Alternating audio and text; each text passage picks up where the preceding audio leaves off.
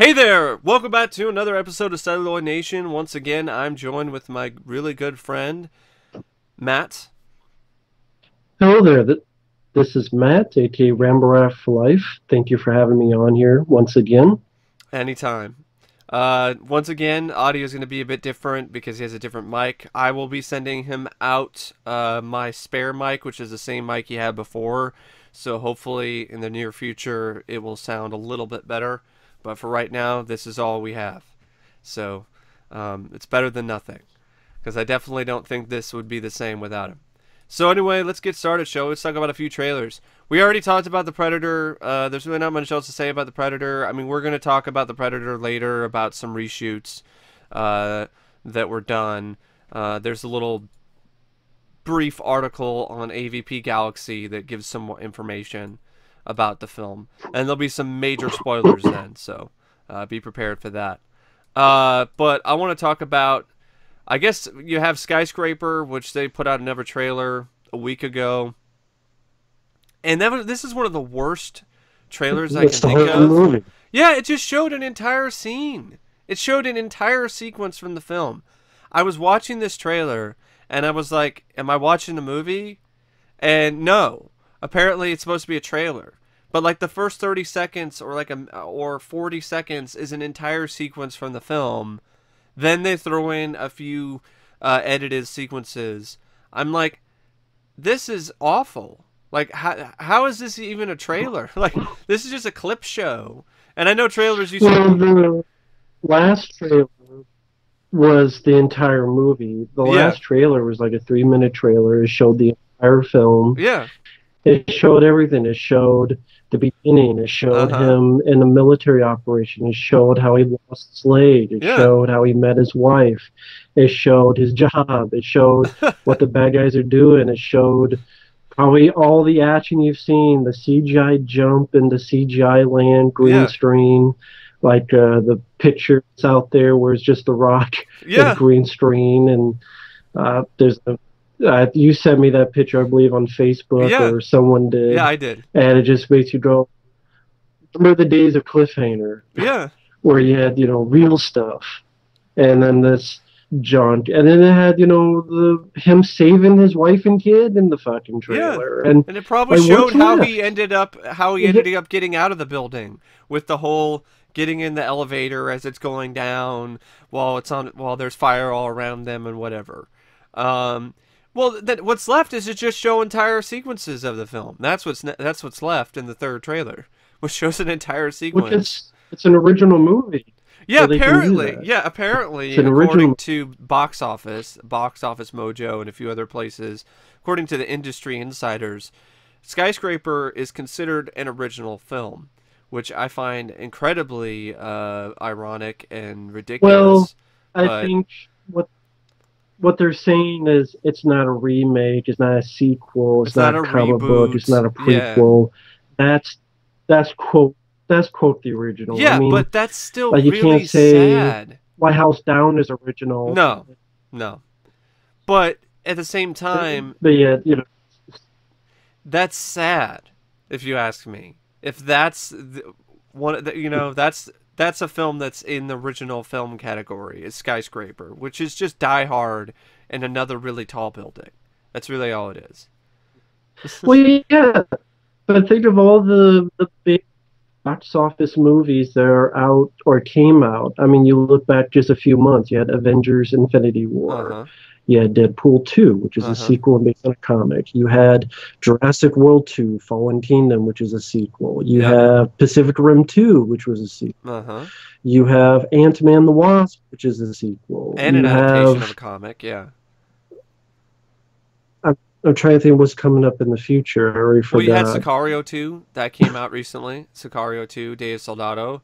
Um, yeah, there's just a What's lot coming of in the future? sequels. Mission Impossible, the next Mission Impossible Oh, sequel.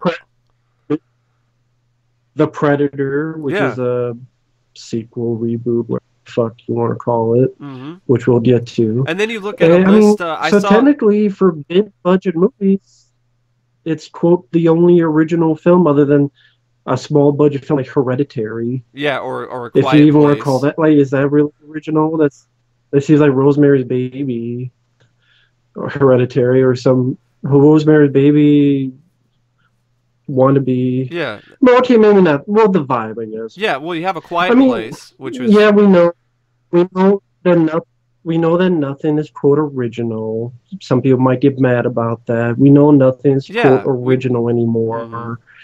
It's just it shows the lack of quote original trying to be movies that the one big budget is Die Hard in China. Yeah, Die Hard in another skyscraper in another country. I'm surprised Or if as a dumbass would say, it's Die Hard in a building.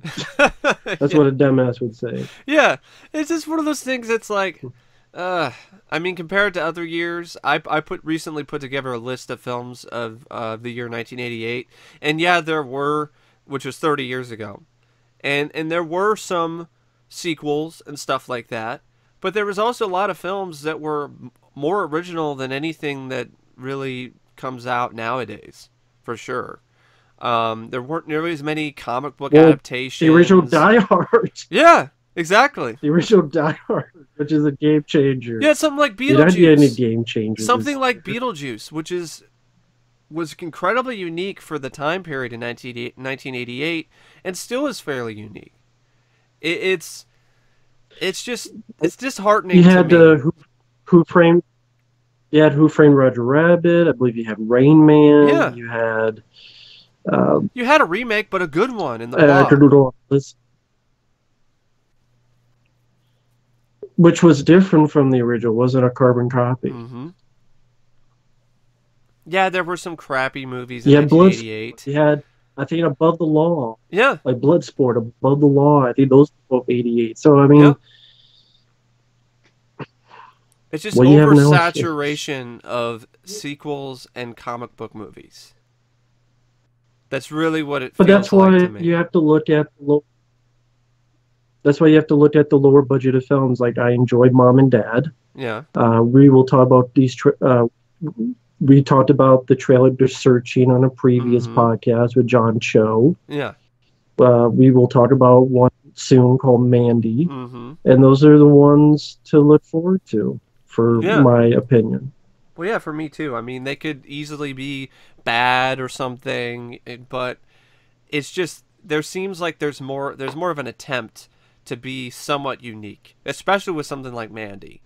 Uh, and might as well talk about that. Mandy, I just watched the trailer again. I really love this trailer. It doesn't give away entirely what everything is. I'm still wondering exactly what is going to go on here.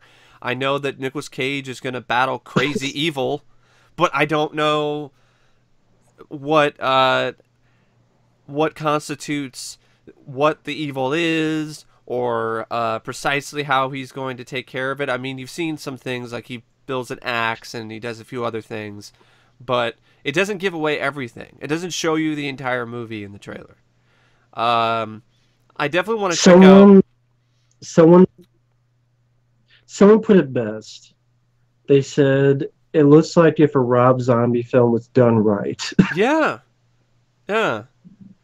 So Panos Cosmatos is the son of come on, I should know his name. George George Cosmatos. Cosmatos, George P. Cosmatos, and I wonder if the P in George P. Cosmatos' name stood for Panos.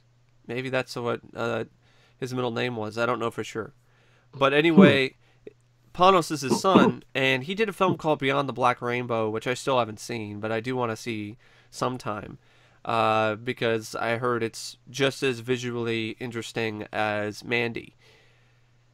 I love the lighting in this. I love that it has a random sequence with animation, and it looks like it's more of an old school heavy metal type of vibe.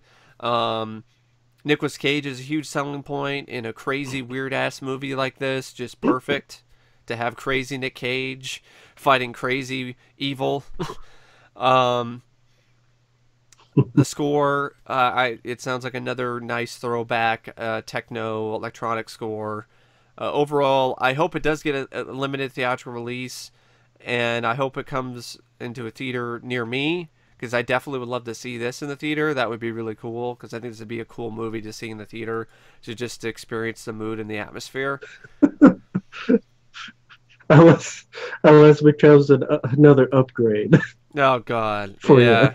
Well, it could. I don't know, but you know, knowing the track record of some of these movies Take a lately, chance. you know, I'll take a chance with it. I've heard from some people who've seen it. They're like, it's interesting. It's definitely not for everybody, you know, that kind of thing. But that doesn't necessarily mean that it's going to be a bad film. It just means that it's going to be different. And I knew that's going to be the case from the trailer. So I like the trailer for Mandy. It'd be really crazy if they had the song Mandy in there somewhere. They had like a crazy, gory, wild sequence with Barry Man. I think it's Manilow, right? Manilow's Mandy. Barry Manilow's Mandy. So, yeah. I uh, I really enjoyed the trailer, Mandy. Like Mike said, I enjoy the music, the visuals. It seemed like an evil cult, devil worshippers. I mean, who knows? I'm curious to see the visual style, Hmm. which is unique compared to many films today. It was cool to see Bill Duke there for a second. Yeah. You know, I'm always down for more Bill Duke. Anytime. Yeah, from of course from Predator and many other films, and I I doubt it's going to be released around theaters here where I'm at, but I still look forward to it. I saw one good Nick Cage film this year, Mom and Dad, so hopefully it'll be two for two. And I'm very curious to see Yeah. what George Charles will do since I'm a huge fan of his father. Hmm. So, the second trailer I want to talk about is Summer of '84. This is a film. I think it's from the guys who did Turbo Kid, and I was disappointed by Turbo Kid. I know a lot of people loved it or whatever, but and I love the type of film and I like the soundtrack and I don't mind the concept of Turbo Kid. I just thought it was a letdown, story wise, character wise, action wise. Even Summer, had the even had the wrong version of Thunder in Your Heart. yeah, Had the wrong version of Thunder in Your Heart. Didn't have the good version, in my opinion. yeah. The one from Rad. It Uh was huh. the other one. So Summer of '84 is a throwback, an '80s throwback, akin to something like Stranger Things or It. But instead of there being a supernatural element, it's a real killer. There's a serial killer in this small town. The kids try to do something about it themselves in the summer of '84. I like the aesthetic. Once again, I like the retro score. And it looks like the kids that they have personality, they have charisma. It looks like they have some good chemistry with one another, and it just looks like it might be a fun time. I'm not expecting it to be original, groundbreaking.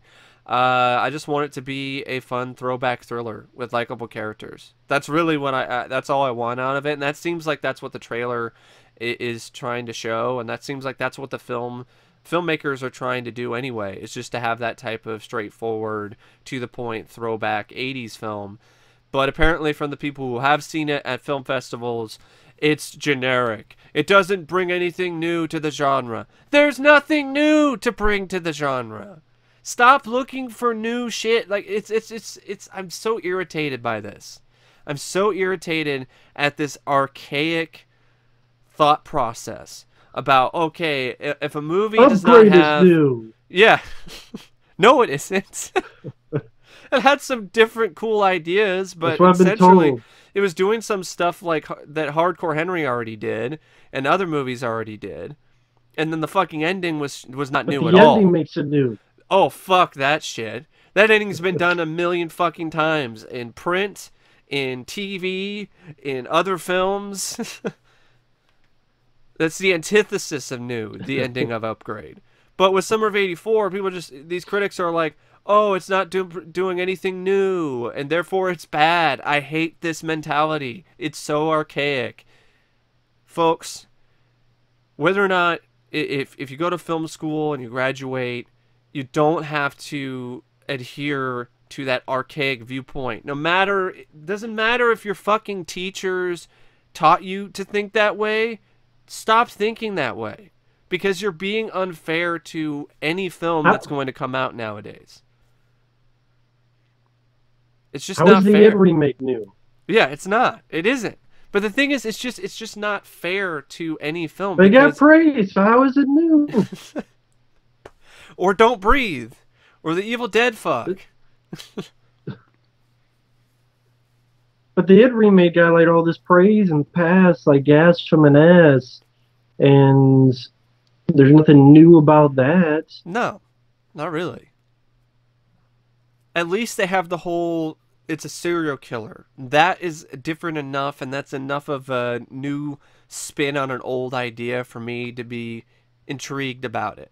Because usually in this type of film, oh, it's a supernatural presence, or they're fighting monsters, or they're doing this, or they're doing that. Here it's a serial killer. So it's a real horror. It's a human horror. And I think there could be a lot of promise here. And definitely a lot of promise for some nice paranoia elements. Because it'd be like, who's the serial killer? It could be this person. And it's kind of the whole sort of Fright Night thing, but as if you didn't know for sure that Jerry was a vampire. You know, that you didn't know that he was a vampire. Maybe somebody else is a vampire. You don't know. So there's potential there, I think. It's probably not going to get a theatrical release, but Gunpowder and Sky is releasing it. They released Tragedy Girls, which I really enjoyed.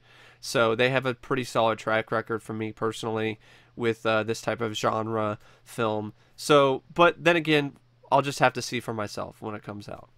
But I have more hope for it than a lot of the critics did, who said it was well put together, the acting was good. They basically said everything else was good about it, but they thought that it was not good because it didn't break any new ground. And I'm so sick of that shit. Films have been around for decades. There's been millions of films that have been made. And especially in the horror genre, there really isn't that many. I can't even think of anything new they can do. Can you? Can you think of anything that is 100% new and original that they can do with the horror genre?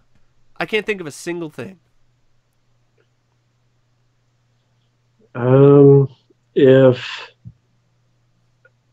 If the serial killer was a samurai bunny.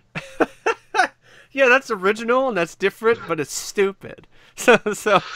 But, I know, but a good version of a trauma movie. But I mean, that's the thing, is that it's not about new. It's about what can you do. You can take the same idea, but do it a different way. You can take the same script, give it to two directors, and you'll get two different movies. Yeah. You can take the same general idea and do a twist on it. That's why you get the Die Hard inspired movies. Yeah.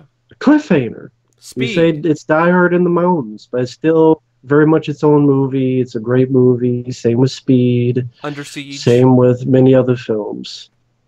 Deadly Outbreak. Yes. And those are still fun, entertaining movies. I mean, Star Wars was not new, folks. It was based on, George Lucas will tell you, from Buck Rogers to Flash Gordon to The Hidden Fortress. I forget what that. The Hidden Fortress. Yeah, that's the Asian thing, you know. So I mean, Indiana Jones, inspired by the serials and back in the day, Raiders of the Lost Ark. If you name any movie, you can do that. Influences, stuff in the past. It's not a new Black thing. Panther. If Blade sucked ass, it'd be Black Panther. You can do that with a lot. So I mean, you don't think Black Panther is Oscar worthy like not, Kevin Feige does? He thinks it's Oscar worthy. It's an Oscar worthy film. Yes, people said the same thing about The Dark Knight Rises. Yeah. So I know what's Oscar worthy. Jacob's Ladder is Oscar worthy. Many other films. John Carpenter's The Thing was Oscar worthy, especially for makeup effects, but it never got nominated. It didn't get a single nomination for that in 1982. E.T., that wrinkly ball sack, that won the best makeup. Oscar in 1982. The wrinkly ball sack that Steven Spielberg and Carlo Rambaldi stole from Rick Baker. It's blatantly obvious, folks. If you ever look at Steven photos, Spielberg. if you look at photos of Rick Baker's one of his aliens from Night Skies, you just cut off the chin and it's E.T. Yeah, but you got no credit. No, he got credit for failed prototypes. Is a Steven Spielberg. But anyway, yeah, it's not about original for me. It's about putting a new spin on an old idea. That's how I look at it. Bloodfest is another trailer I saw, and Skyscraper, and Skyscraper isn't doing that because it's not even that new. It's just Die Hard in another building. Yeah, exactly. And it looks like shit. That's the other difference. If it looks bad, doesn't matter. You know, quality of things is all subjective. But for me, when it comes to film criticism, if you're gonna look at a movie, don't just judge it by is it original or not. Is it unique? Is it something that really broke new ground story wise? Because you're gonna paint yourself into a corner super fast, and you will look like a giant hypocrite every time you go against that.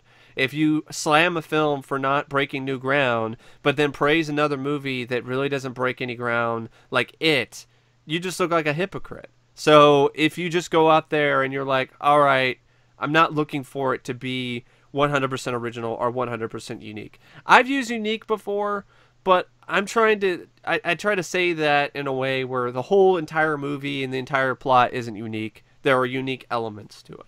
So as a critic, I've evolved over the years. Well, also, when they do a film like a Poltergeist remake where 90% is a Xerox, then yeah, I think you can use the word unique because there's none in that movie. Yeah. When you're doing a carbon copy, fucking Xerox. Then yeah, for sure. I think once in a while it could be applied. Yeah, but with Bloodfest, this other trailer I saw, I like this idea. It's a take on Cabin in the Woods, has potential. It's a horror convention with all these different horror fans who arrive, and what happens is it turns into a real life horror show because they have to use their horror film wits and real life knowledge to battle against all these different horror characters and so on and so forth. So there's potential there. But literally like 30 seconds into the trailer, one of the first gags or jokes is a zombie hand grabbing a guy's balls.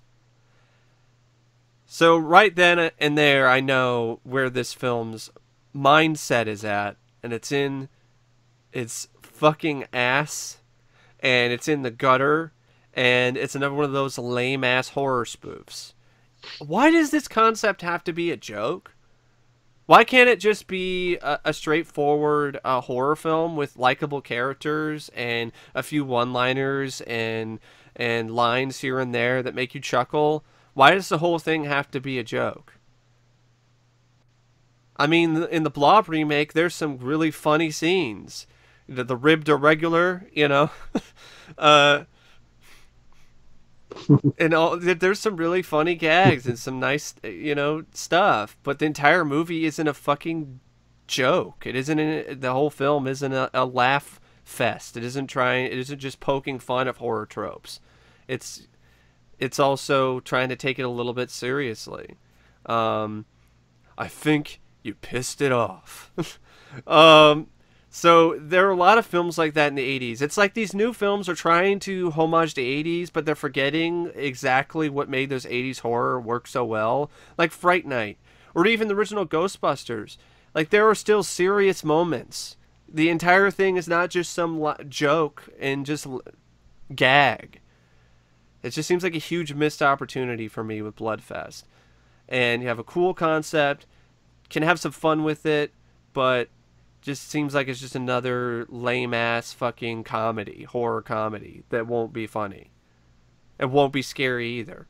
Waxwork is another example of a film that did that really well.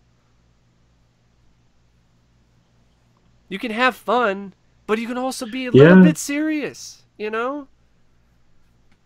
Doesn't have to all be just a bunch of shits and giggles.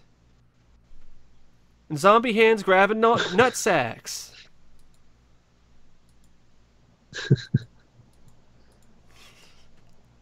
You can tell I'm Yeah, definitely yeah, I passionate agree. about this particular, thing. It's like, come on, I think they're missing the fucking point. I really do. They try to do these 80s throwback horror films, and 9 times out of 10 they fuck it up because they don't really get what made it work so well. Cabin in the Woods is a prime example of this.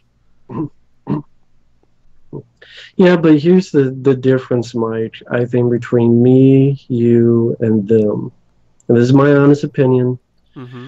we genuinely, sincerely enjoy those movies. Oh, yeah. I think there's a lot of people who enjoy them as a wink. Ah, it's the '80s, the music, Oh, the yeah, the music, the ironic hair, the bullshit, clothes, yeah.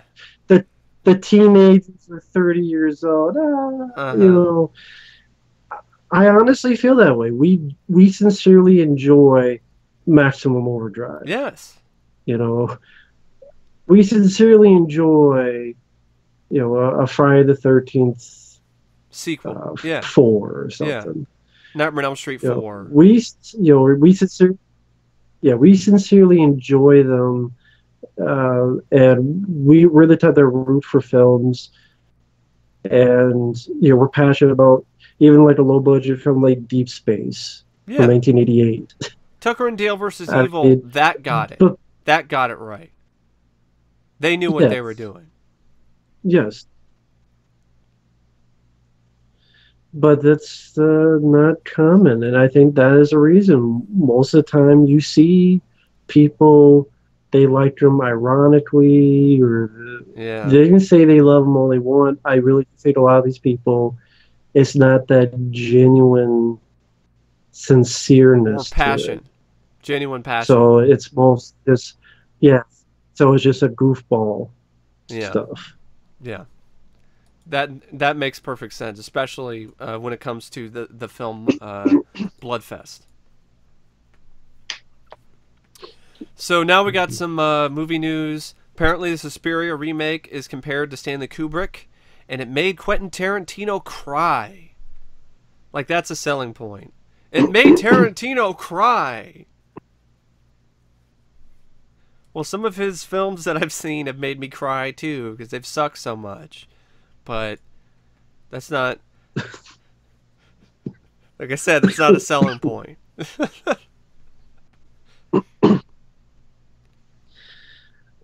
I can't say I have a dog in this fight because I like Suspiria, but I've Mm-hmm. only seen the film like once or Yeah. twice. So You it's have to not that I'm admit, not a though, fan, but I didn't grow with it. Argento's style is incredibly unique and would be very hard to replicate. I And I see that the new film, it's at least not trying to emulate Argento. It's doing its own spin on it. But for me, it's like, why don't you just do something else? Like, make your own movie. Why does it have to be called Suspiria? But maybe it'll be one of those things that well, surprises me, I agree with that. like Alexander Aja's remakes that he's done or produced, like Maniac. And honestly, I Mhm. sincerely hope it does. I'm No, not one of those people that's like, I want it to be awful. I want it to be terrible. No, I do want it to surprise me and be like Maniac or Aja's Hills Have Eyes and stuff like that. But the track record is so bad lately with remakes that I just don't really have that much hope. And you can't blame me. no, not at all. The next story I want to talk about is Scarlett Johansson. She's in the doghouse with a lot of people again. She's going to play a trans mobster in Rub and Tug. But here's the thing about the plot line here.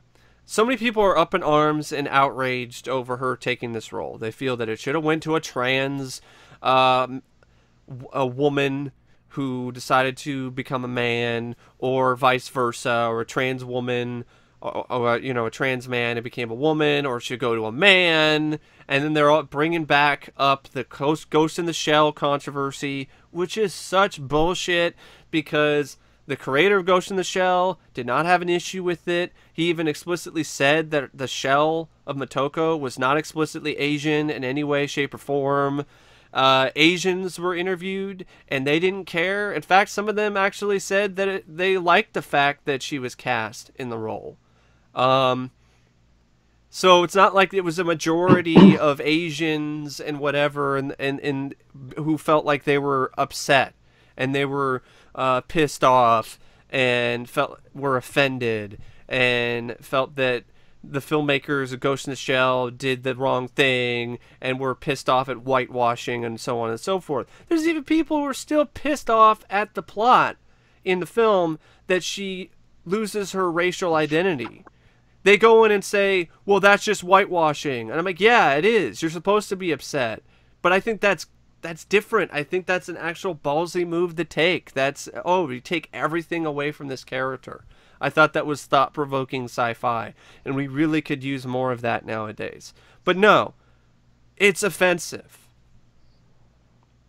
And then with this, with the trans... Everything's offensive nowadays. Yeah. Well, with the trans mobster thing, this is a synopsis. Gil was a larger-than-life character who took on the mob and became the crime kingpin of 1970s Pittsburgh. Through their empire of illicit massage parlors and an anabolic steroids ring that helped fuel the Pittsburgh Steelers dynasty, all the while leaning on their allies in the gay community to help grow an empire. However, it's Gil's fiery romance with girlfriend Cynthia that truly defines and forms the emotional core of the story. Also, this character, from what I've been reading, is not someone who apparently went all the way through with the transition. He lived as a trans masculine person, which means they dressed like a man, acted like a man, maybe took a few hormones, but never went through the full transition. So casting Scarlett Johansson to play that particular role is not really such a out there or bad or, in my opinion, even that offensive of a concept, because it seems like that does fit with that particular character. So I don't really get the outrage. Your question. Mm-hmm. Is Dustin Hoffman autistic? No. Well, he played Rain Man. He got an Oscar. No one cared because it's about acting. Yeah. Jared Leto played a transgender and got like an Oscar nomination. Oh yeah, and Dallas Buyers Club. Dallas Buyers Club. Yeah, Dallas Buyers Club. Yeah. Where was all the fucking bitching then? Nowhere. What about time and time again when? What are they going to fucking bitch about Robin Williams? Now he's passed away, about Mrs. Doubtfire. Is that what they're going to do next? I mean, well, just forever bullshit. You can't have a story where boys don't cry. Yeah, Hilary Swank and Boys Don't Cry won an Oscar for that. Where is all the bitching about that? How do people explain that? It's not the first time this has happened. No.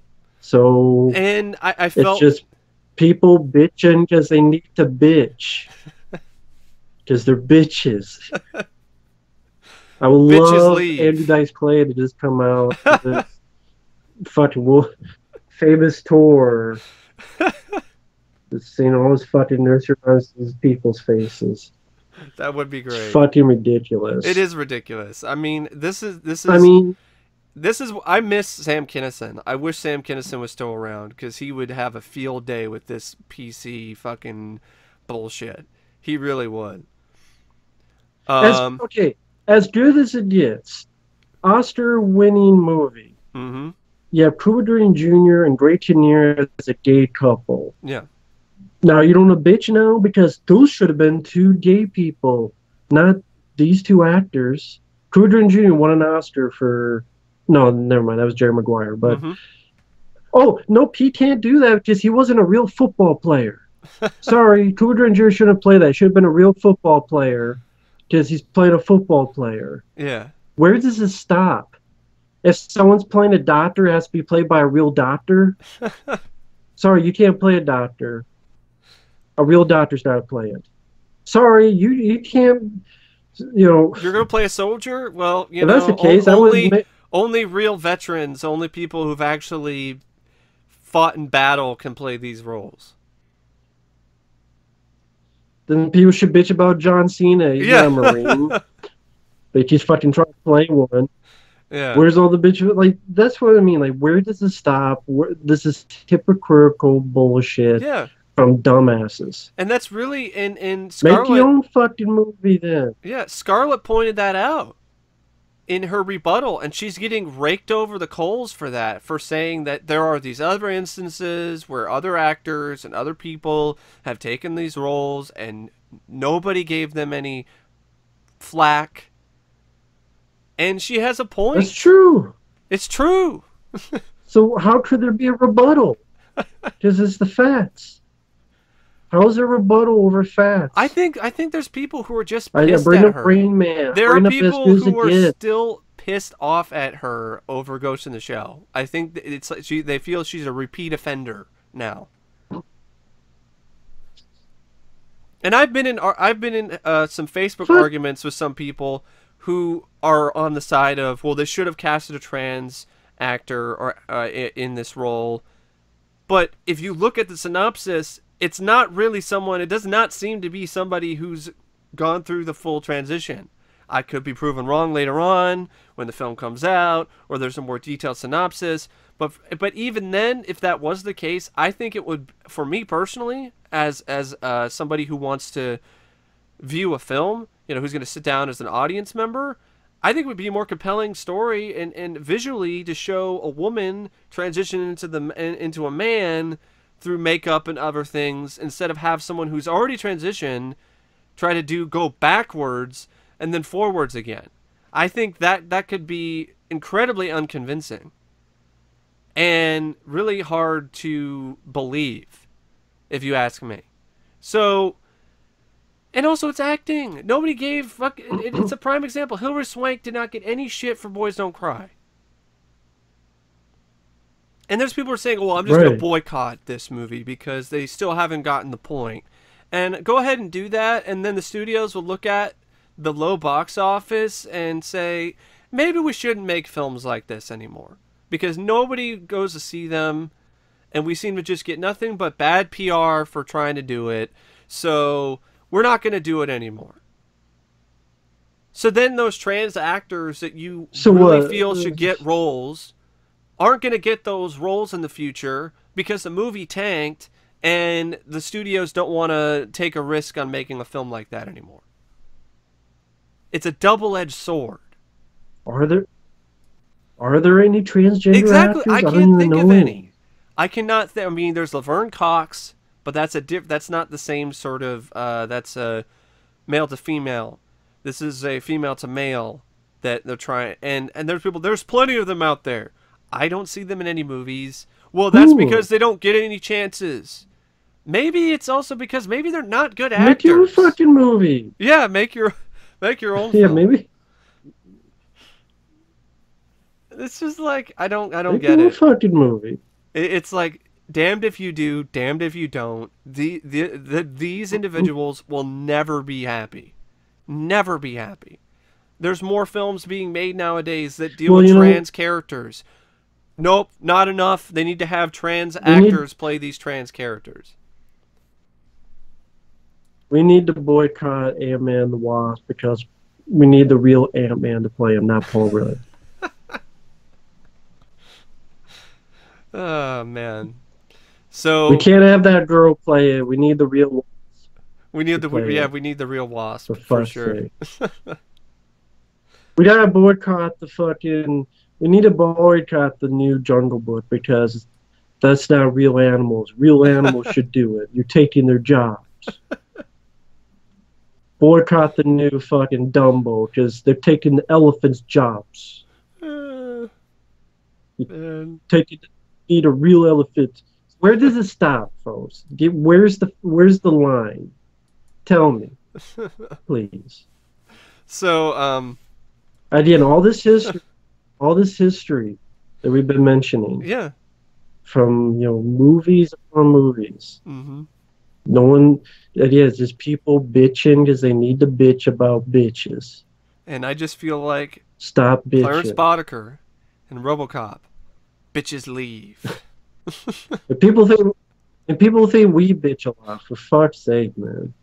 Yeah. We're not even on the tip of the fucking iceberg Yeah. compared to Well, these on the same stratosphere, or on the same plane, and when it comes to this particular argument, it's just another case of injecting personal political beliefs into film criticism and discussion, and that's beyond obnoxious at this point. For instance, It's like the thing with the bullshit of well, there's no strong women, yet these are the same critics that shit on 90% of slasher films, and 99% of them have strong women. Or Everly. Everly had a very strong female character, got nothing but shit. Same thing for Kidnap with Halle Berry. Yeah, shit. But there's no movies with strong women in them. Who the fuck is Amy Steele? Who the fuck is Lisa Wilcox? Who the fuck is Heather Langenkamp? Who the fuck Mary is Stewart. Ashley Lawrence? Who the fuck are and Kelly Maroney and Choppy Mall? Yeah. But yet, there's no strong women. I can name you 80 off the top of the head from the 80s. We're almost to the point now where like, Tomb Raider where are the strong men in horror films nowadays? Get Out. That's the only one I could think of recently. That was a good movie. The Purge sequel? Yeah, The Purge, Anarchy. I guess I think of that as an action movie now. Deliver Us from Evil. Yeah, it has some. Deliver Us from Evil with Eric Bana. Yeah, but they hate, which got a lot of hate, but I like that movie a lot. But anyway, going back to the whole political beliefs thing, it's a prime example of this is the review. A lot of the reviews for Sicario: Day of Soldado. I saw the film. I really liked it. I even liked it more than the first. I watched the first one again before I saw the second one, and I felt the sequel was a stronger film. I like Emily Blunt as an actress, but her character in that film is a total weakling. And that's the point. She's thrown around like a rag doll throughout the entire movie, and her character I also feel is pretty weak, because all she really is a physical representation of the law and of doing the right thing. And that's all she is. And she's there to interact to the dirty dealings of the police working with the government and all of that other stuff. She's a sheep in the land of the wolves, and that's it. And there are people who say that the sequel is missing her presence. I entirely disagree with that. Having more of Benicio del Toro's character and more of Josh Brolin is a good thing. Also, the fucking political bullshit. The movie is bad because it was released at a bad time with the whole border controversy. Come on, it's the same shit that happened with Death Wish. These films are written and produced without current events in mind, and there's no way that they can actually predict any of those events and incorporate those predictions into their script. There's no fucking way they could do that. So why are you giving them shit over something they have no control over? Also, it doesn't align to your particular political beliefs. Is it a documentary? Is it about fucking politics? If it's not explicitly about either of those things, do us all a favor and shut the fuck up. I'm sick and fucking tired of seeing film criticism being confused with fucking political fucking discourse. It's a fucking movie. Stick to the film. Stick to the quality of the film, not whether or not it agrees with your political beliefs. I don't give a fuck about that, and I guarantee there's a bunch of other people who are audience members who pay to see these movies who also don't give a flying fuck about politics. Tell me whether the movie's good or not. Tell me whether or not it's got solid direction and cinematography and editing. Tell me about the performances by the actors. Don't give a shit about the fucking politics. Keep them up your ass where they belong. Because they're in deep fucking shit. And they're already in deep fucking shit. I felt good. Been holding that in for a while.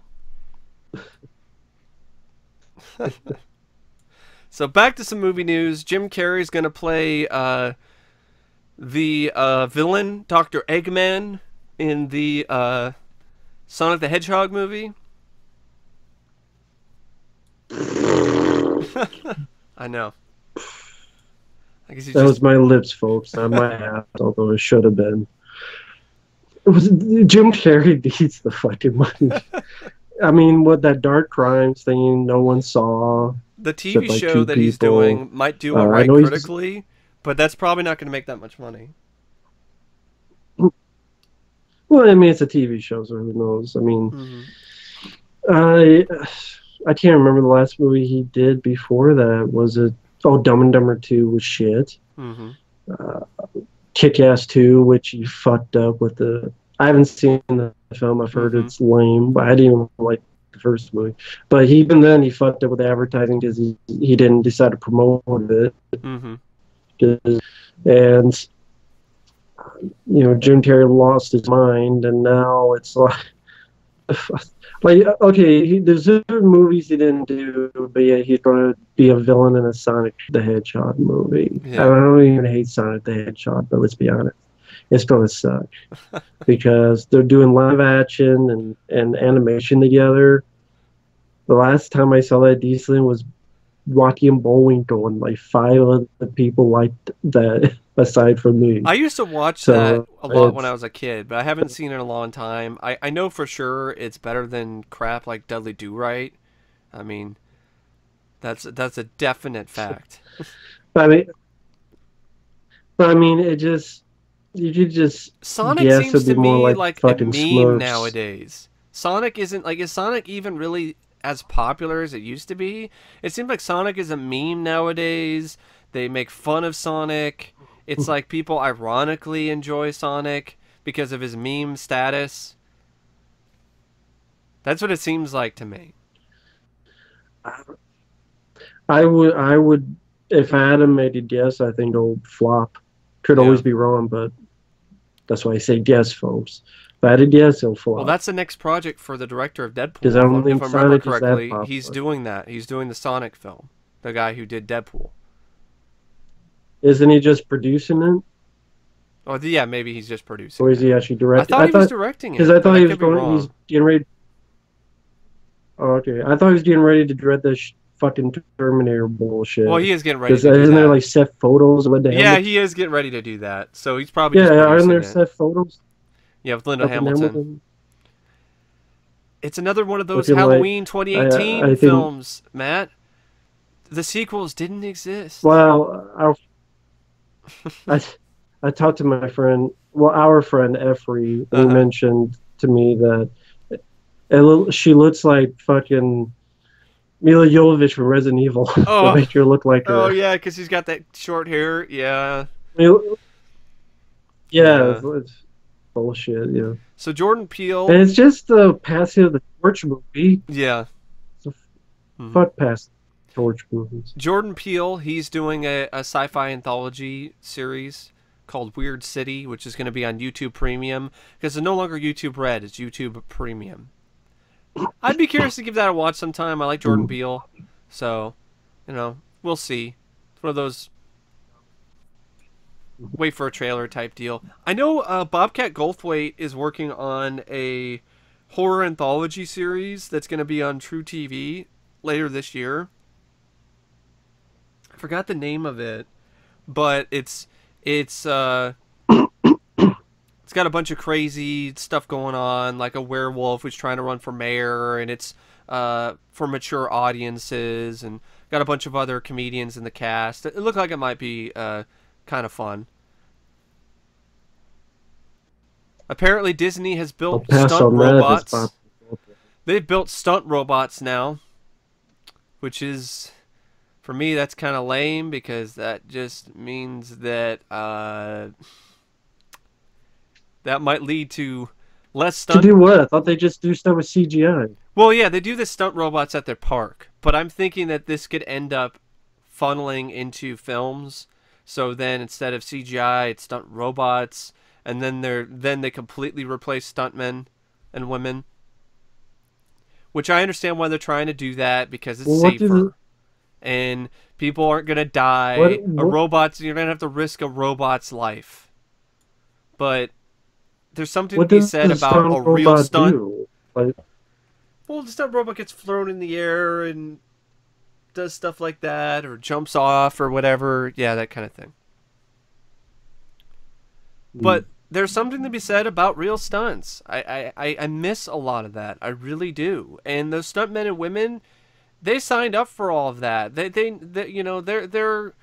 If you asked any of the stuntmen or women that died doing their job, I don't think any of them are going to be like, well, I wish a robot was doing this, or I wish it was CGI or whatever. They genuinely loved what they were doing, and that's why they kept doing it.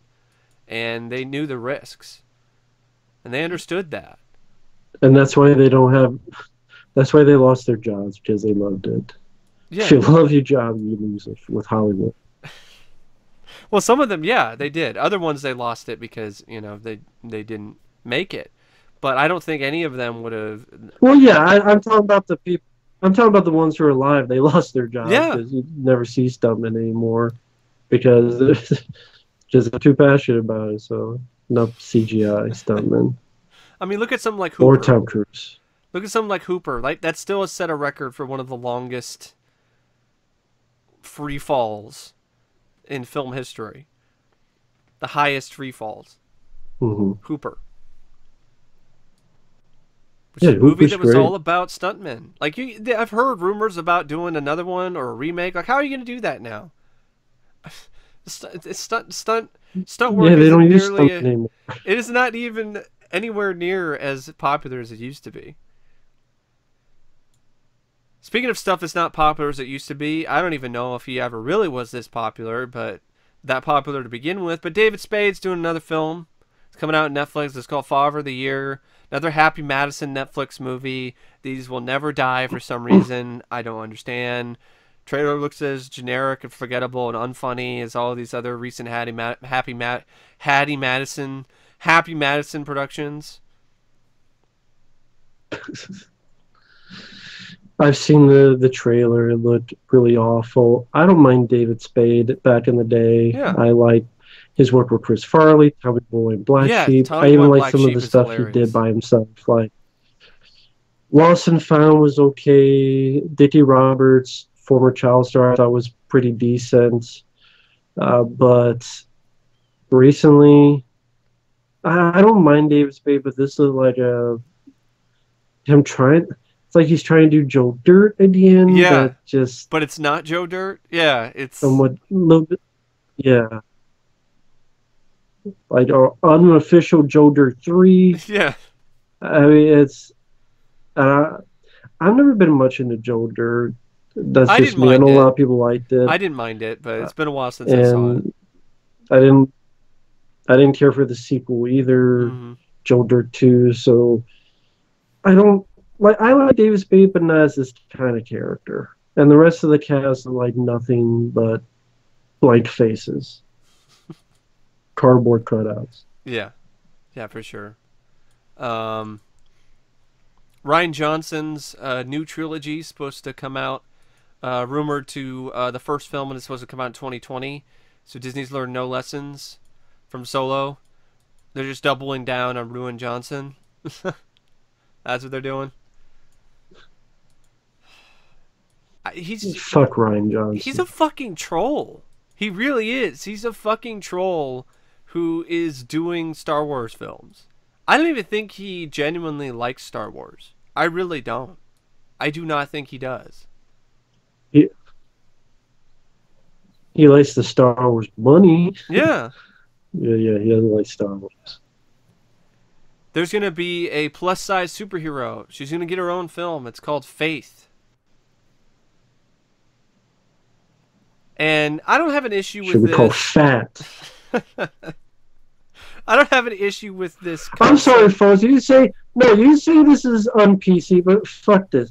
If you want to make a serious film Yeah, about this, yeah. but I'm sorry. There's a reason why. Yeah, you shouldn't be rude to someone who's fat. No. Absolutely, you should not be. But at the same time, it is a serious issue where it should not be something you should be proud of because you could have a heart attack and die. Yeah. That's the point Morbid of trying to obesity get is not healthier so normal. you can have. It's not normal. And yes, people have it and it's hard to get rid of. And there's nothing to make fun of. I absolutely agree with that. But you shouldn't be hey, we no you should be proud to be fat because it's not healthy for you. It's not because, well, it's their problem that they're making fun of. Those are assholes. But that doesn't change the fact that it's unhealthy to be Yeah. fat. So you can't be proud of that.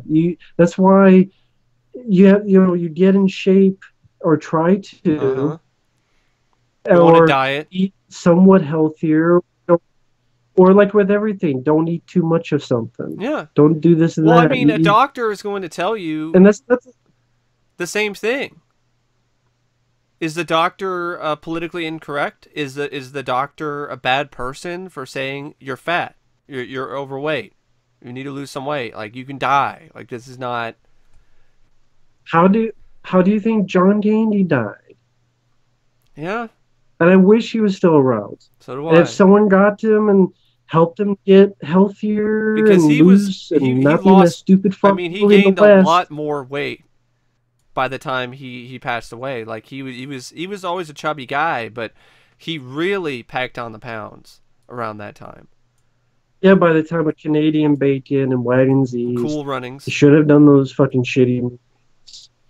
Well, We sh- Cool Runnings is a good movie, but yeah, but he should have he was still heavy then. big. He was still big.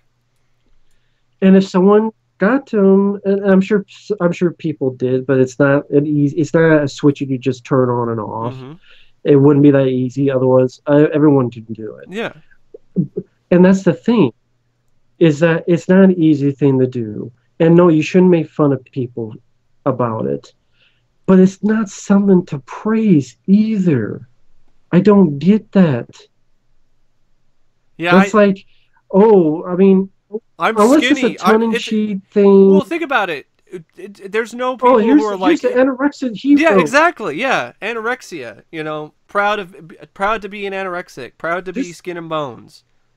this this guy takes cocaine, and This guy has a it's body not like tongue-in-cheek. Christian Bale in The Machinist.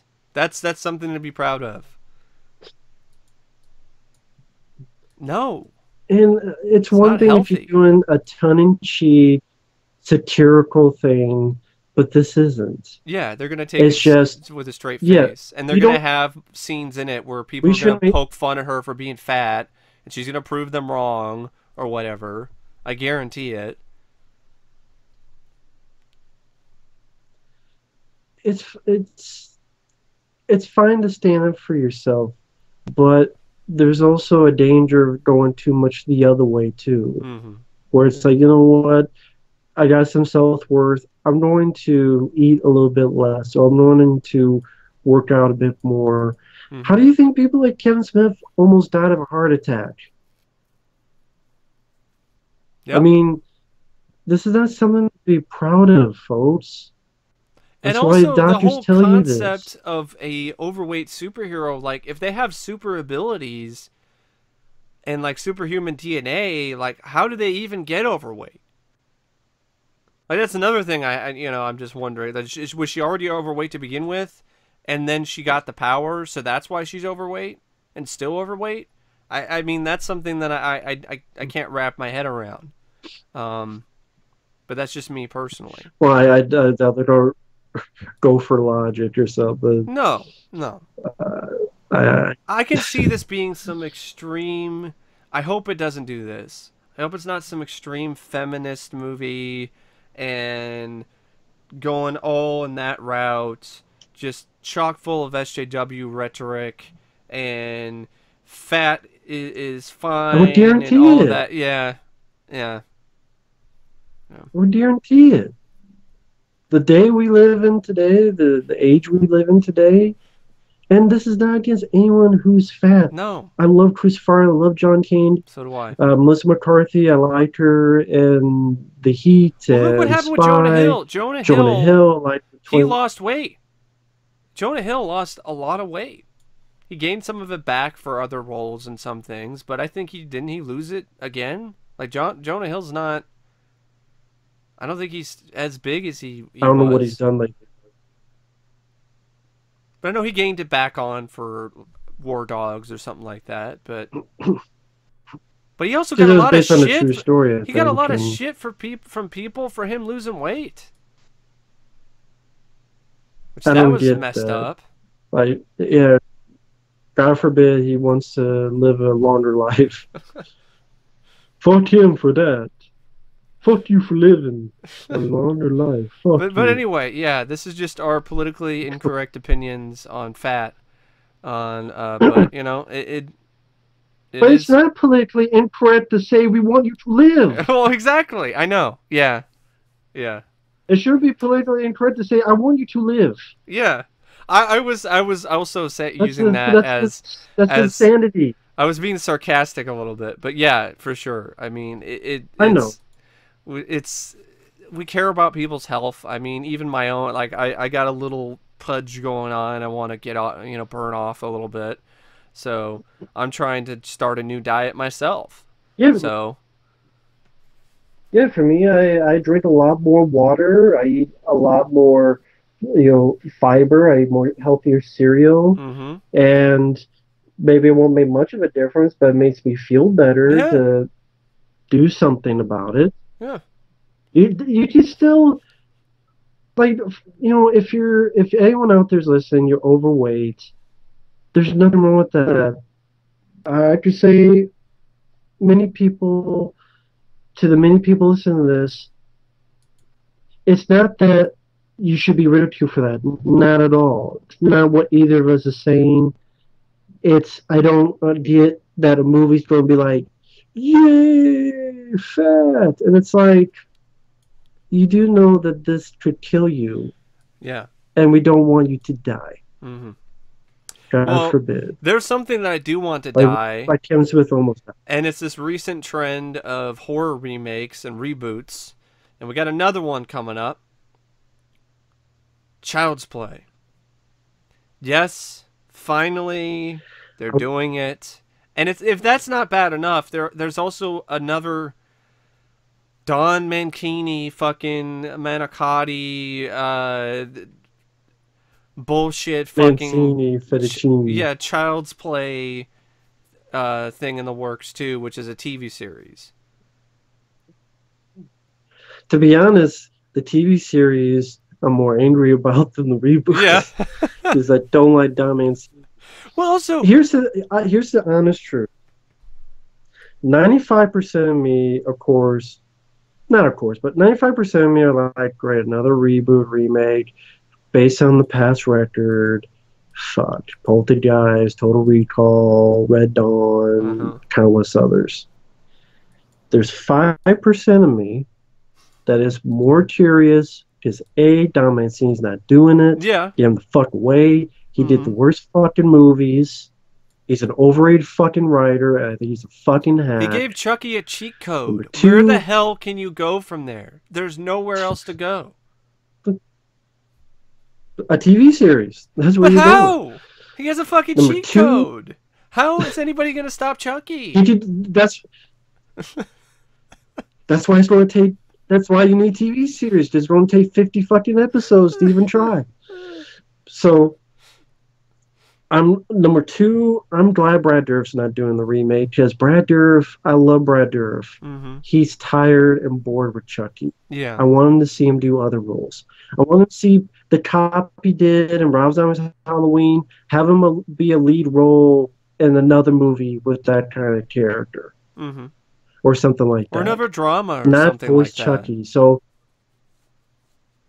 yeah, anything. So number two. Number three, I don't mind the idea of a doll that's artificial intelligence, and then it goes like someone goes crazy with it because it's Okay. not being a carbon copy. All right. I didn't know that It's that was the not, concept. doing the thing. All right. That's what I've heard. Mm-hmm. Maybe I'm wrong, but that's what I've heard. But, So it's like but, Small but if Soldiers. the trailer sucks dick, It's like Small Soldiers, but rated R. yeah. But if the trailer sucks dick and you get a shitty I don't know who the director is. I've never seen the short film he did, Polaroid or whatever the fuck. Uh-huh. I'll wait for the trailer. I'll say that. Yeah. People want Okay. me to be optimistic. I'll wait for the trailer, but I'm not holding my breath. I guess I could be in the But I same will boat. say, at the moment, I'd rather watch that than the fucking TV series because Down Mancini sucks that much ass. Well, yeah, I mean, if you put a gun to my head, I'd probably say the same thing, but I honestly feel that both of But at them the are same going to time, just suck. do your own fucking movie. Yeah. Yeah. That's If you want to do the again, AI 95% thing, of me. yeah, just do your own Just film. make your own fucking movie. Yeah. That's the 95% Maybe of use me. the Like I was original shitting on title. the Halloween one. I'm tired of Use the this. original title. Blood Buddy? Yeah, Blood Buddy or something. Yeah. Or if you're gonna do a reboot or remake Yeah, of something, do something like Pin, which I didn't think was, it was all right, but you could do more with that. I like to Pin more than you, but Hmm. hell, you remade Dolly Dearest. That's a piece of shit. But I mean, Well, I know I'm I glad Brad Dourif isn't again, doing it, but at the the same 95% time, of me is like just do your own fucking movie. yeah, 95% for sure. I mean, I'm probably in the same boat, but I just But yeah, go ahead. What Brad you were Dourif saying? isn't doing it, and I understand, why you feel that's a good thing, but for me, it's like I know Brad Dourif is tired, but it's the same thing how I feel about with Robert Englund and Freddy, and you know, Brad Dourif, he's Chucky, and I cannot think of anybody else that would really be able to bring the same gravitas to the role. So that's making me leery by itself. Maybe Brad would have had more. He would have been more into it with the remake. Maybe it's something that it's different. It's something different. It's not Don's not writing the fucking screenplay again, and I don't have to say these stupid lines and all that. Yeah, but he likes Don. Yeah, he does. Yeah. He likes Don. He likes those. And those were quote different. They're just shitty. Yeah. It's one of those. I mean, the cheat code Chucky is different. Yeah. It's a lose Shitty, but lose for me. different. The original, the concept that a friend of mine thought of with the cult, an actual cult of Chucky fans, was way better than what they ended up doing.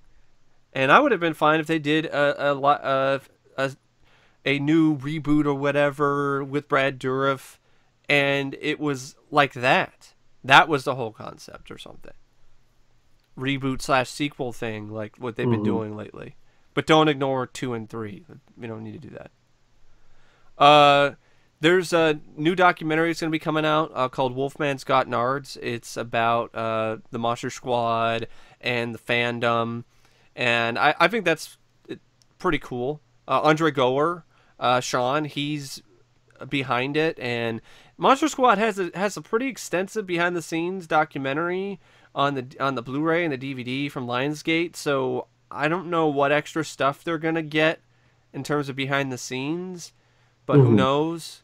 That's one of the things I'm kind of iffy on about the documentary, because I'm like, there's already a gigantic wealth of information on that end. But the fandom thing, it could be fun, but it's one of those things that's like, I love the movie, and I want to check the documentary out sometime, but I'm not like, man, like this is gonna be the best thing ever. I mean, I'm more interested in seeing this than a lot of the other stuff that's coming out, but this probably isn't getting a wide But release. it would have been nice.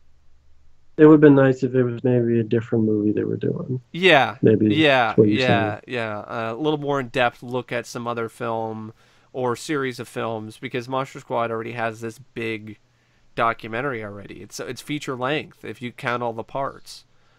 Top Gun Maverick cast Miles Teller as the son of Goose. I don't know about the whole son of Goose storyline. We'll see how that works out. I like Miles Teller. I didn't think he was that bad in Fantastic Four. I liked him a lot in War Dogs. I don't really think he's that bad of an actor. You know, that's just me personally. I know he's got a lot of shit for Fantastic Four, Right. but I like Miles Teller, so who knows? I'm just kind of iffy on the whole Goose's son thing. That just sounds so fan fiction to me, you know. Sony accidentally uploaded an entire movie to YouTube instead of a trailer. Sony being Sony, man. They uploaded they uploaded Callie the Killer, the entire film on July 3rd. They quickly rectified that error. Well, I'm sure it's. But it's probably somewhere on the internet. I guarantee it. I'm sure the amount of people who saw it are the amount of people that would have seen it anyway. Not many. Exactly. It's just they haven't heard of that fucking movie. Don't know what the fuck that movie is. Yeah. I would be surprised if it got uploaded and no one fucking noticed. Like, what's this movie? I'm not watching it. Apparently, John Krasinski is going to play Jack Ryan in the new Jack Ryan TV series.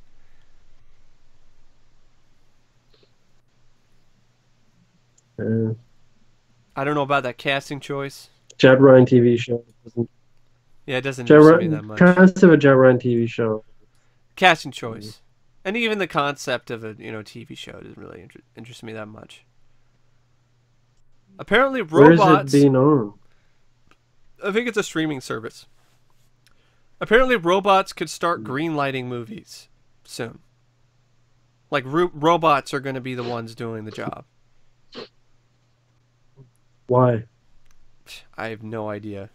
Just another way for Hollywood to be lazy. Because they're too chicken shit to get fired. Yeah. Because they're too chicken shit to get fired. It's like, it wasn't my idea to greenlight, it was the robot. So no one can get fired. Yeah. It's fucking stupid.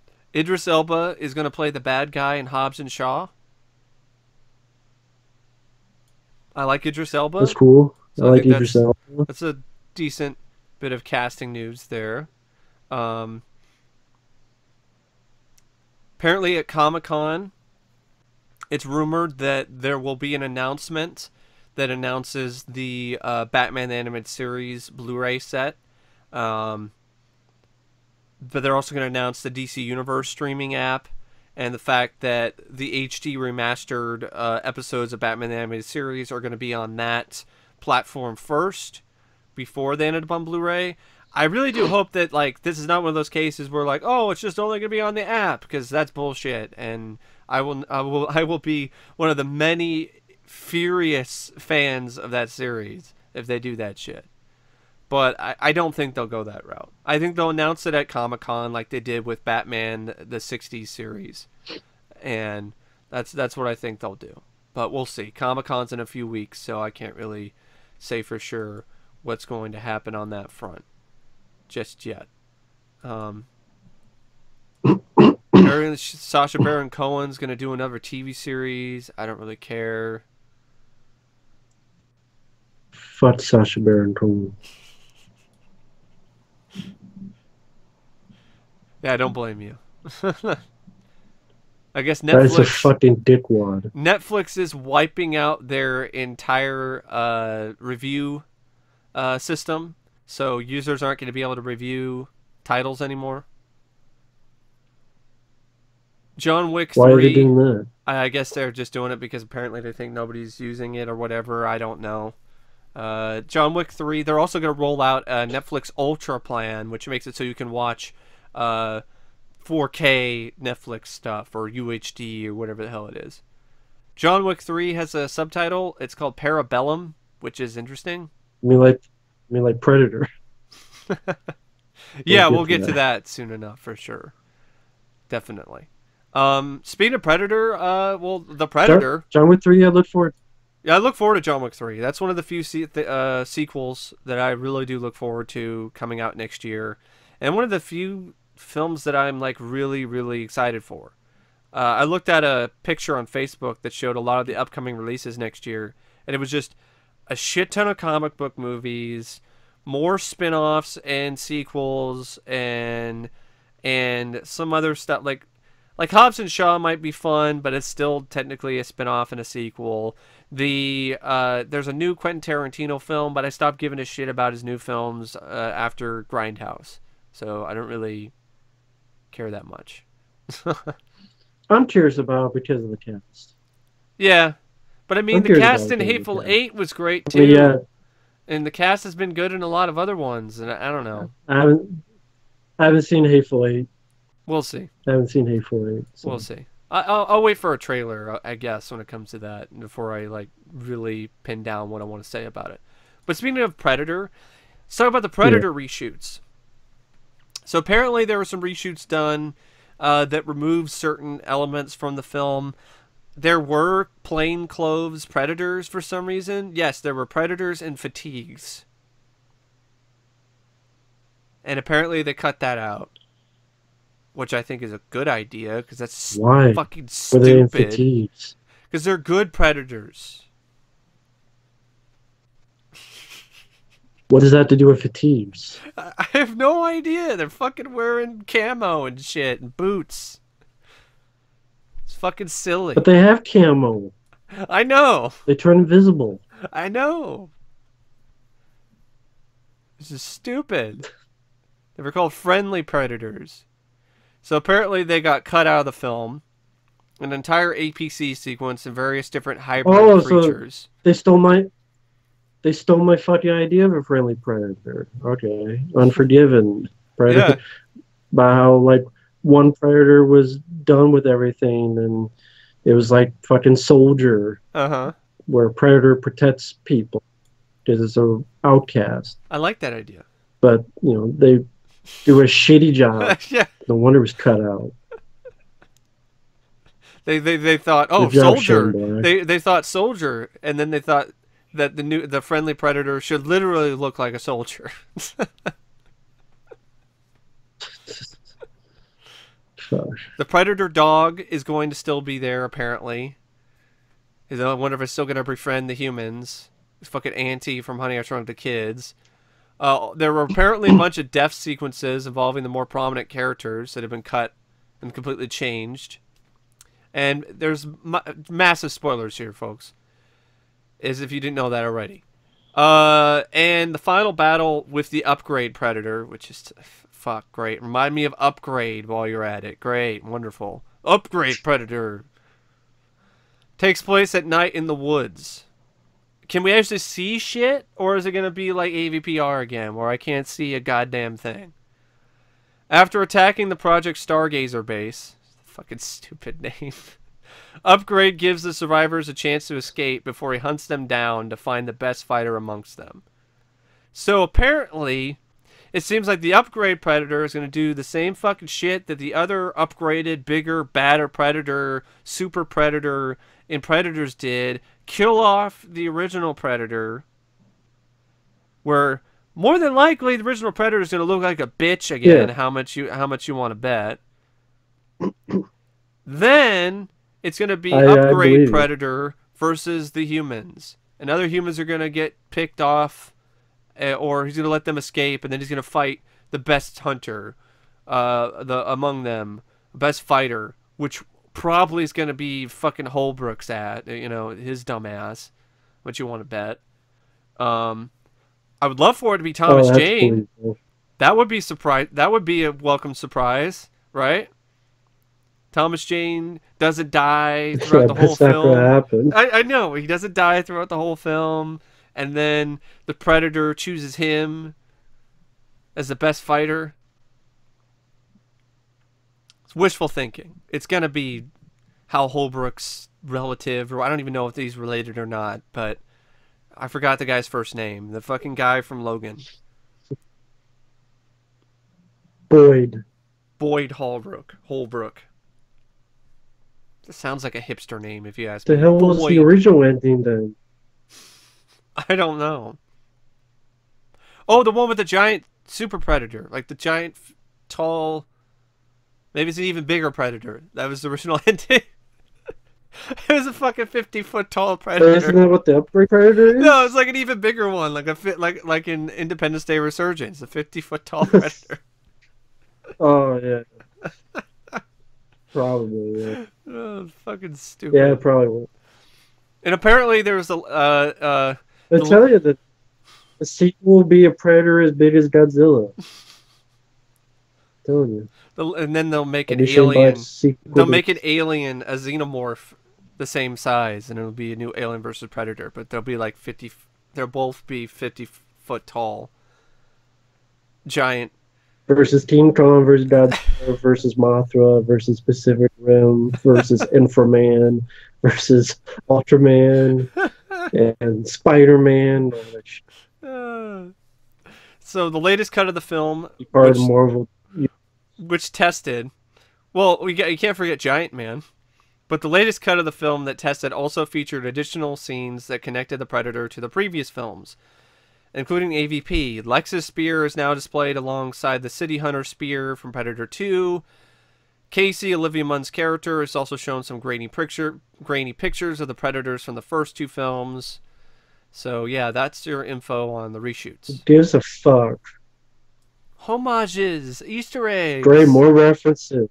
Let's take a page from Jurassic World. Oh, look, Great, more remember this? references. Remember this? Remember this? Yeah, I do remember all of that. And it was in a much better movie. Thank you for reminding me. Actually, no thanks. I'm not thanking you for reminding me of films that I'd rather be watching.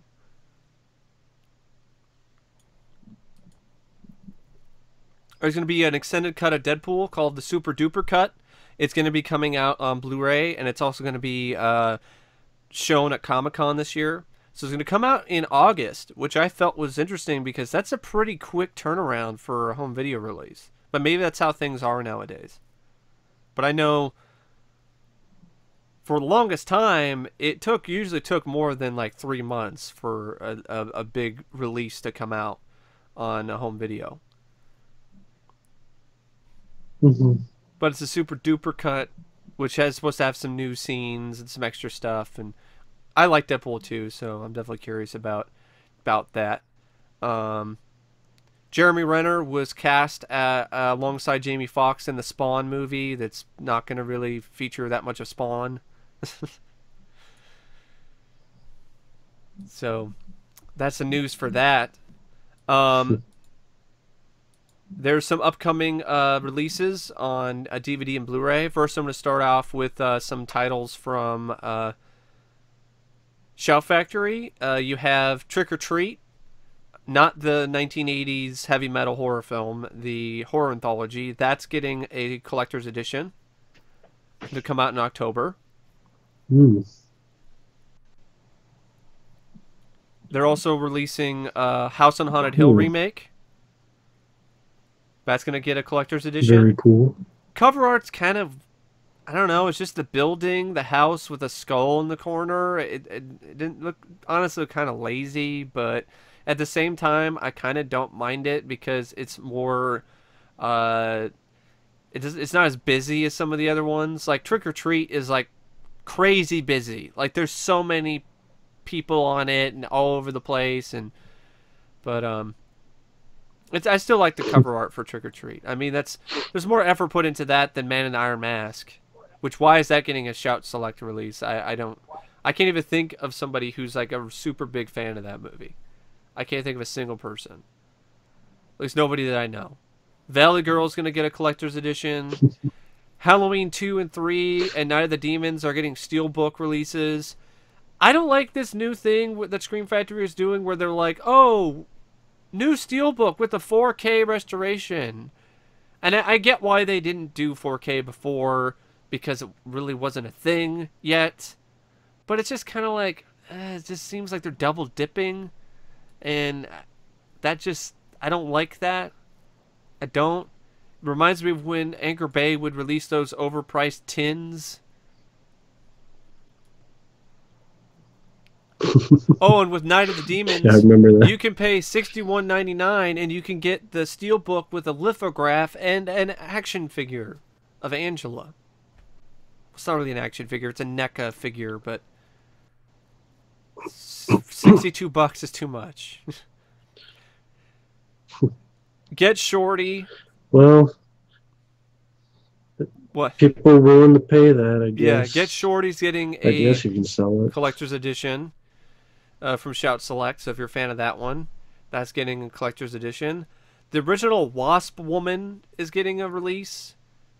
Dragnet with Dan Aykroyd and Tom Hanks. I'm shocked. I'm all for it, though. I really enjoyed that movie. I have a lot of fun with that film. So I don't know what they'll get in terms of features, but anything is better than nothing. And just to have it on Blu-ray, that'll be fun. Because I do enjoy that film. And the big release for me is Creepshow. Shout Factory, Scream Factory, they're releasing Creepshow. So this little birdie I heard from on a Facebook group was right, which is surprising. So I guess I'll keep an eye out on that group for that same birdie tweeting. Because his whole thing was, maybe, you don't know, maybe there might be a Creepshow release, new release in the US. And he was right. That being said, I'm not paying over $40 or close to $50 for a lithograph and a poster. I'm not doing it. And apparently a lot of other people did, which I find just crazy. But I'm pretty sure a lot of people that did that were your typical scalpers, man. They get 2 or 3 copies. They keep one for themselves, then sell the overpriced other copies plus the lithograph and the poster for double or triple the price. Guarantee that's going to happen. Because this is going to sell out soon, because they already sold out their 1,500, and so then or I think it was, I don't know if it was 1,500 were available, but they bumped it up. Scream Factory bumped up the amount that were available for this limited edition, which is a shitty limited edition if you ask me. It's 2 fucking posters, and even the artwork isn't that great. I love Creepshow, but I'm not super big on this artwork. It's okay. It's not something I'd rather have a poster reprint version of the original poster art, or the other the UK artwork with the creep. I'd rather have that than this. It reminds me too much of the 70s Tales from the Crypt film, and that's not necessarily a bad thing, but it doesn't match with the tone and the feel of Creepshow. Regardless, I'm glad that the regular release is going to have you can reverse the cover art and have the now showing poster. I don't like the fact that they made the titles red for some reason on it, though. It should just be white like it is on the poster, but that's just me, just being nitpicky here. It's my favorite horror film, so I think I have a reason to be a bit nitpicky here. But regardless, really glad it's coming out. It's going to be restored, so it's going to be a better print than the one that was released by Warner Brothers. That's what I'm going to get it for the movie. Any extra features is a bonus, because I already have Just Desserts, the making of Creepshow from Synapse, and that's loaded with features. A feature-length documentary and a few other things. I have the UK release on DVD, which has the commentary track, which I think that the US release doesn't have. And if they poured over the commentary track, that would be nice for the people who don't have the UK DVD or Blu-ray release. But I don't think there's much else they can do in terms of new features, but we'll see. We'll see what happens. Regardless, I'm glad it's coming out. And Scream Factory is probably going to announce some more stuff in at the next Comic-Con, more than likely. So that's it for the Shout Factory and the Scream Factory releases. I'm trying to think if there was any other upcoming releases from another studio that I can think of. Oh, I know what to talk about. For the finale for this week's podcast, it's wow, it's time went by a lot faster than I thought. Like, I thought it was longer. I mean, slower than I thought, really, because I thought it would talk for 2 hours already, but apparently not. But By the time I'm done ranting about this, we'll probably get to that point. Or close to it. Finale, let's talk about an upcoming release that's going to come out in August. Predator. The 1987 classic, remastered. Finally going to be remastered in an edition that isn't the Ultimate Hunter edition, which is a total piece of DNR garbage, where everybody looked like they were made out of wax. Finally going to get a remastered, new release. And it's going to be only on 4K.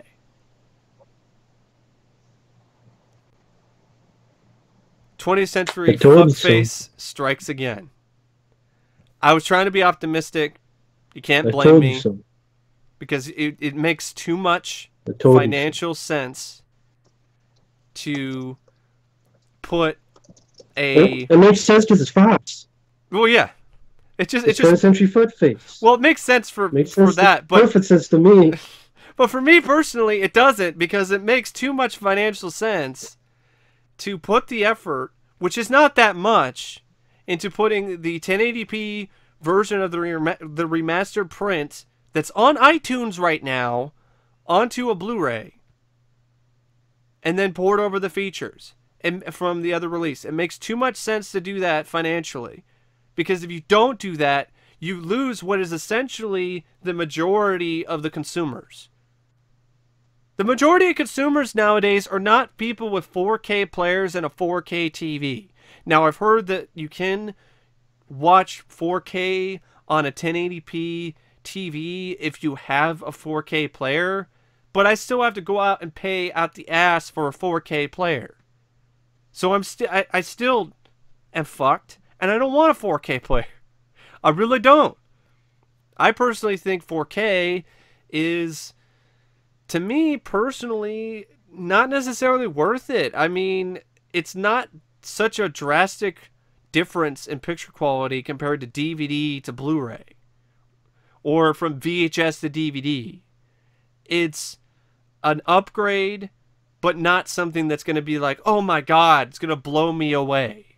Our eyes don't see in 4K, and Blu-ray is just a kind of a recent big thing. I just think it's way too early to be pumping out this new format and trying to cater to that format, because Blu-ray is just recently picked up.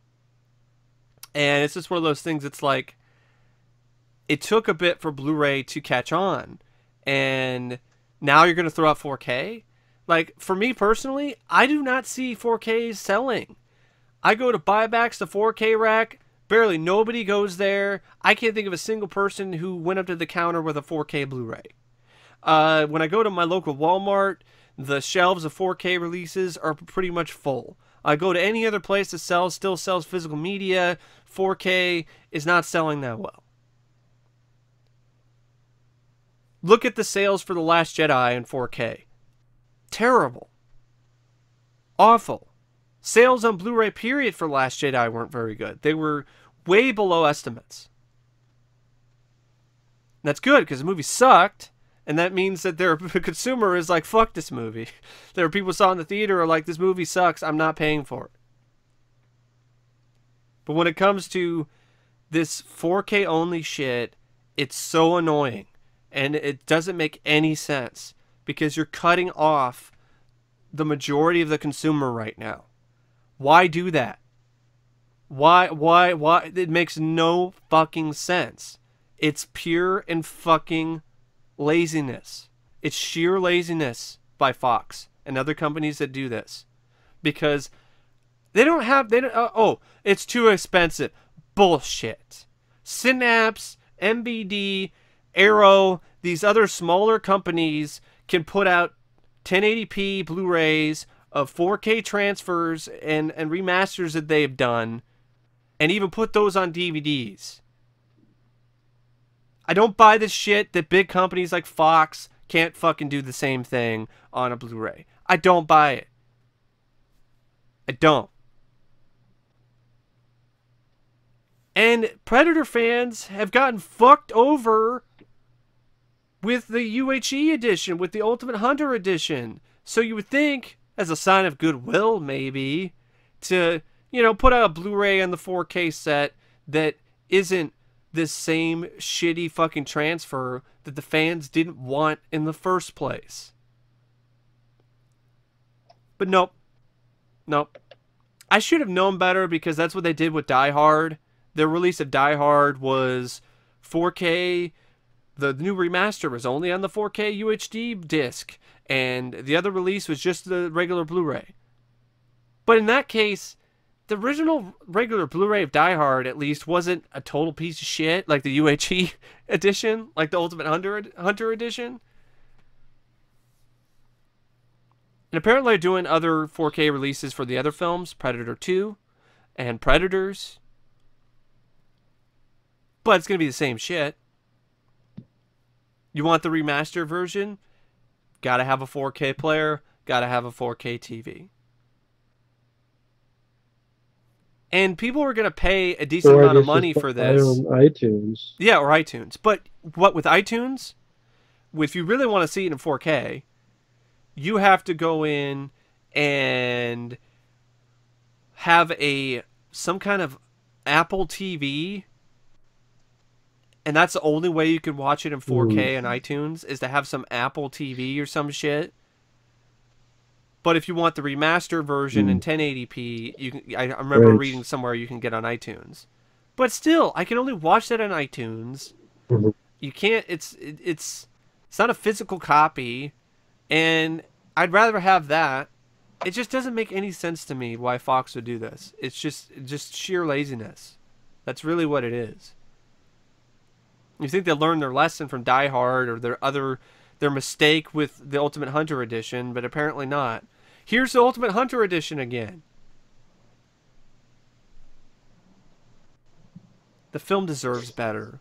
It does. I mean, it finally gets a good quality remaster, and a good chunk of fans of the film are still getting fucked over.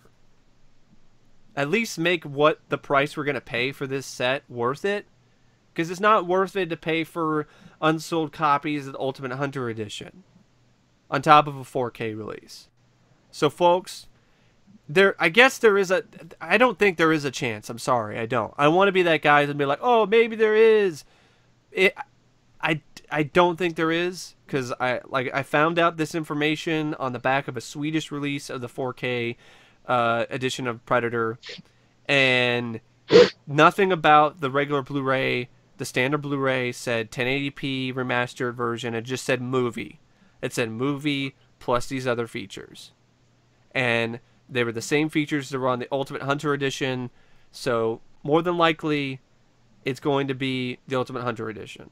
So to warn you Predator fans out there, if you think about getting the 4K release and hoping, like I was, that there would be a remastered 1080p version of the 4K remaster that they did on the Blu-ray, I would highly recommend not pre-ordering this, or cancel your pre-order, or don't buy it, because you're just buying an expensive paperweight at that point if you're not upgraded to 4K.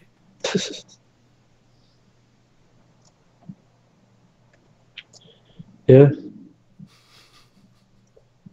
You pretty much said it best. I don't know what more I could say. What do you feel about 4K itself? Because it's 20th Century Fox. It feels like 4,000 dicks up my ass. I don't give a fuck. I know zero people who have it. I know zero people who watch it. I know zero people who buy it. And it's a ripoff that, twice Fox came out with Blu-rays. Mm-hmm. Didn't do it right. And then, once again, they don't do it right. Well, I mean, recently they released 4K that 10 people will be able to watch. Yeah, they did they finally released Live Free or Die Hard, the unrated cut on Blu-ray, but only in their overpriced Nakatomi Plaza collector's box set.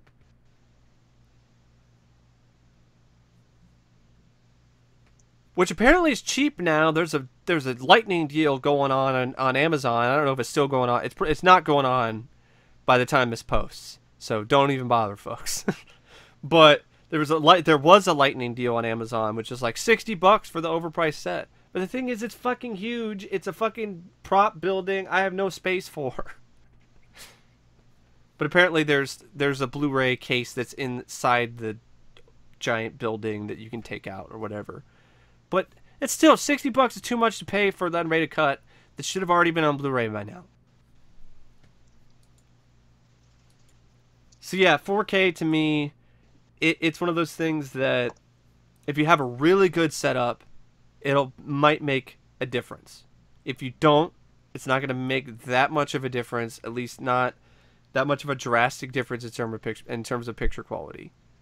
And then what's going to happen when 4K gets outdated? Because what 8K TVs or 6K or whatever are supposed to come out in the next 5 years.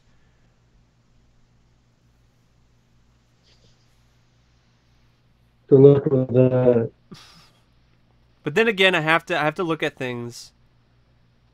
I have to look back and remember that I was not into Blu-ray and I didn't get the appeal at the time, and later on I did see the difference. So maybe there'll be another case like that, but I honestly highly doubt it will be, because there is such a drastic difference between an older DVD and a Blu-ray. Yeah, it could also be HD DVD. Yeah. Where the fuck it was. Yeah, HD DVD, that's what it was. All the people who bought HD DVD and then you can't sell them for $1 nowadays. Yeah. Who the fuck is going to buy HD DVDs? Yeah. But anyway, that's our thoughts on... More people buy laser discs than HDs. That's true. That's 100% true. More people do buy vintage Laserdiscs than they do HD DVDs. And HD DVDs have a huge issue also because they were made cheaply, so a lot of them don't work anymore because the glue is coming apart. And so, yeah. So a lot of them have rotted. So that doesn't help either. But if you have a 4K player and a 4K TV, happy hunting. Enjoy your Predator remastered edition. If you don't, like me and my friend here, it's just another case of Fox taking the Predator spear and just shoving it right up our ass. So anyway, I don't know what else to say. I've said everything I wanted to say for this week. I don't know if you have anything else to add or you wanted to mention. Fuck 20th century fuckface.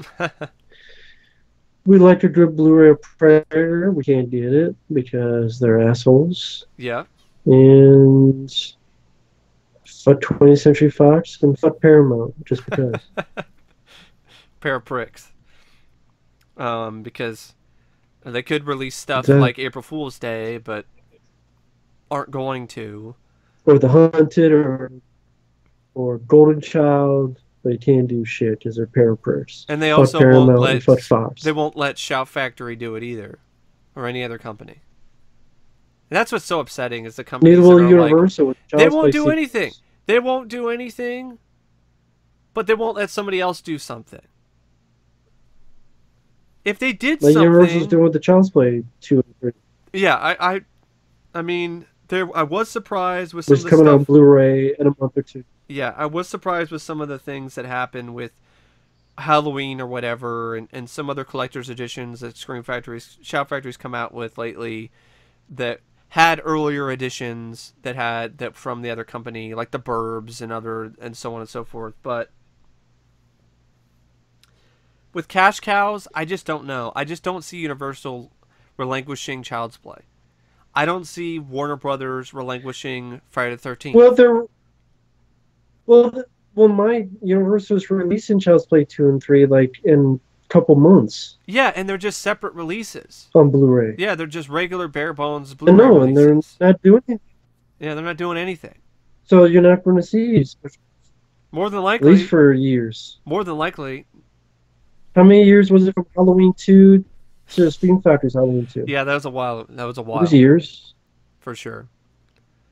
it's just No, that's just annoying. Like if but you you're won't let other people do something with it and you can take a share of the profits, why even hold on? I mean, it's just it's baffling. It leaves me speechless. It's like just fucking do something then. Do your own thing. At least Sony did something with 976 Evil. They did something with that recent release. Like if you're going to hold on to the rights, then fucking do something with it. Don't give me the bare bones. And if you are a fan of those films, don't fucking buy those bare bones Blu-rays, folks. Don't matter how cheap it is. Don't fucking buy it, because if you do, they're going to look at it like, oh, well, that, you know, we're making money, so why would we give the rights to Scream Factory? If you want to see collector's editions of Child's Play 2 and 3, or any of ever Child's Play films, don't fucking buy these bare bones Blu-rays. Just don't do it. yeah. But anyway, that's all I have to say. Maybe there was some other news that I might have slipped my mind. I can't really think of anything in terms of anything major. That's for sure. Talked about all the trailers we wanted to discuss and news and upcoming releases. So that's it for this week's podcast. Hope you guys enjoyed it. And as always, we will see you on the next episode of Celluloid Nation. See ya.